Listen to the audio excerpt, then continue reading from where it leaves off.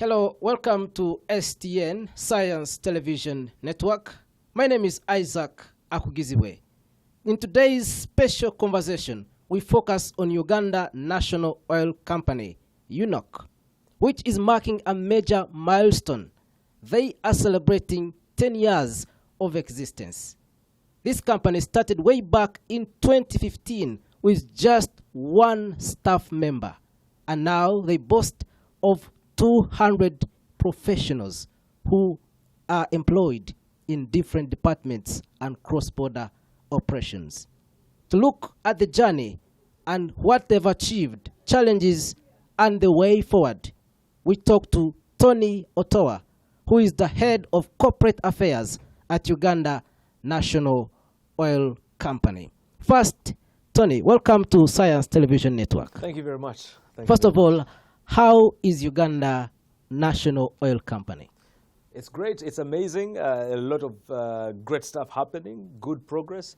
We're marking 10 years. They always say any company that goes beyond the 10-year mark is a company that is growing and showing great progress, and I think we're that company. So things are great. We're moving on well. To a layman, what is Uganda Oil National Company and what does it do? So the Uganda National Oil Company is a company that was set up by the government of Uganda, and it has two shareholders, the Ministry of Energy and the Ministry of Finance. And the idea of setting it up was to support in managing the mandate to take care of Uganda's commercial interests in the oil and gas story. We all see foreign companies like Total or the Chinese National Offshore Company, UNOC, participating in this sector, but no Ugandan companies participating at that level. And that is why this was set up, or UNOC was set up, to start supporting in that level. So we're playing with the big boys, we're playing in the big field, and we are doing a lot of oil-related activities, and we consider ourselves actually Uganda's partner in the oil and gas sector. We are in the upstream projects. Upstream, in a layman's terms, is removing oil from the ground, refining it, processing it and making it usable, removing it from the ground. We're in the midstream. Midstream is moving it to the market through pipelines or refining it, and downstream, where now we are also bringing in refined products. If you jump on your boda boda right now, that is fuel that is brought in by UNOC. If you jump into your car right now, all of that is fuel that is brought in by UNOC. Now, as you mark 10 years, how would you describe that journey from 2015? It's momentous. It's momentous. You began by saying we were a company that started off with one employee, and now we're looking at 200 plus. I must add, we'll probably be looking at 300 plus. That is a huge milestone. But not only that, but the ability to do a lot of projects which we would never have thought of doing as a Ugandan company. So there's been growth. There's been an amazing recruitment of amazing staff. There's been a great collaboration with different companies to actually showcase our abilities in the oil and gas story. So I think it's been amazing progress over the last 10 years, and we hope to see more over the next years. Apart from a few milestones that you've talked about, in the last 10 years, what do you consider to be the biggest milestone you've achieved as UNOC? I wouldn't say the biggest, because there's so many biggests. But I want to say, first of all, number one, taking over our own block, which is Kasurban in the oil fields, and being able to start working around managing it. Managing an oil block is not as simple as possible. It takes a lot of guts, money, and expertise. We are doing that. Number two is the sole importation. As you know, we are the sole importers of all fuel products into the country. What that means is that we are doing a huge, momentous thing to make sure that Uganda is fully operational, be it industry, be it your cars or your whatever sector of transport you're in. But most important of all as well is the ability to now engage in the East Africa crude oil pipeline. That's a huge opportunity. I don't know if you know, but in all of these projects where other partners are in, we have a 15% stake. So again, the East Africa crude oil pipeline, we are participating in that, and that is also a huge milestone. So those are the three that are very outstanding from upstream, midstream, and downstream. Very soon we're going to start the construction of two major projects. The Kampala storage terminal, which is going to support the storage of our fuel products. And just here in MPG, we're going to be dealing with over 320 million liters of fuel products in one location. But also, we're going to be refining. So we're going to set up the refinery operations and company in Hoima. And that is also going to also be a huge momentous milestone starting this year. As you began in 2015, you were simply a modest company with just one staff member. Now you have over 200. What has fueled that growth in capacity? I think it is the amount of work to be done. That's number one. Number two is the country's belief in us, because normally you would have people downsizing or asking you to cease to operate. We would be like any other organization that has now been merged into the ministry or different agencies that have been merged together. We are still running independent. And I think for me that is a full endorsement of what we're doing, a full endorsement to where we stand for the future or where we're heading in the future. But more importantly, a huge endorsement for all of the work that we have been doing over the years. And what's the progress of the projects you're undertaking, like Tilenga, Kingfisher, and the East African crude oil pipeline? These projects are going on well, and I must add that for the Tilenga project, where we are partner with Total, of course, is fully operating it. We are non-operating partners, but that project is above 60%. When we look at the crude oil pipeline as well, East Africa crude oil pipeline, we are at 58 to 60%. We're moving on smoothly. And that again goes to show you we are headed towards first oil by July 2026. A fantastic milestone. So in terms of where we are right now, that is where we stand. But over the next few months, it's going to be very, very important to see how we're going to participate in creating a 90 to 100% capacity or situation to make sure that we see first oil by 2026. Well, you talked about UNOC's 15% equity stake in both the upstream and the midstream projects. Can you elaborate on that? So what it means is that it's like a business. You see, when you have a business and you do not have, let's say, the full amount of financial muscle, you call friends together to put money together and do activities together. Here we came in with 15% because, remember, oil and gas in Uganda is a very new concept. As a matter of fact, we discovered oil and gas way back. But in terms of the commercial deposits, that was only in 2006. Now, unlike other countries, by the way, like Ghana and so on and so forth, who rushed into production, we decided to create laws, policies to guide us on how we are going to manage this resource. So, in terms of doing that, we agreed that, well, we don't have all the money, but we can partner in this whole opportunity. So if you see something good happening or going to happen by someone else, and you feel you don't have the full muscle to take it on yourself, you partner so you can enjoy part of that. And that is how we get our participation into that, into those opportunities for the Ugandan people, the Ugandan nation. And that's the 15% stake. Besides that, how are you ensuring that these projects you're undertaking turn into real value for an ordinary Ugandan? I think it's not even really about us to really monitor that because the laws are clear. We have local content laws. We have laws on the oil and gas laws, like the petroleum upstream laws, of 2013. All of these guide on how the opportunity is to be taken care of. They guide and lay out on how revenue will be shared. They guide and lay out on how or what areas Ugandan businesses and employees can engage in. So I think it's a fairly regulated sector, and of course with the participation and support of the Petroleum Authority, who regulates the sector, by the way, we are seeing a lot of progress in this area. You are still watching Science Television Network, STN, with me, Isaac Akugizibwe. And today's conversation, we are talking to Tony Otoa, the head of Corporate Affairs at Uganda National Oil Company, as we look at their journey in the last 10 years. And in this segment, we look at the refinery and the energy independence. Mr. Otoa, when is Uganda expected to export its first oil products? 2026. 2026. How will this exporting of oil products change Uganda as a country? Let's imagine this. You have a garden. You've planted your maize. Your maize is too much in your 5-acre garden or your 2-acre garden or even 1-acre garden.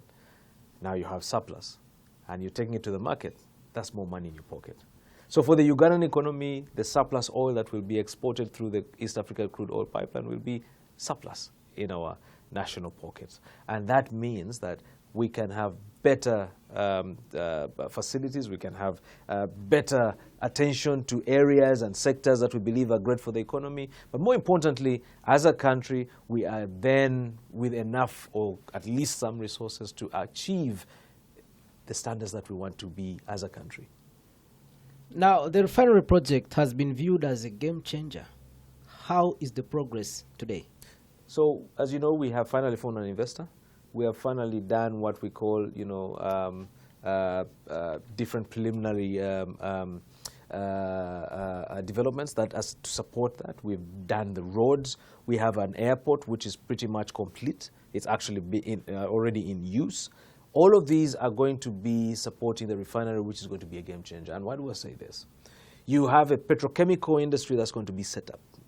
What that means is that you'll have material and raw products for a lot of your things, including, bitumen, plastics, fuel, oil products, and so on and so forth. Okay. Now, on top of that, you'll also have people being employed, close to 35 to 40,000 people employed.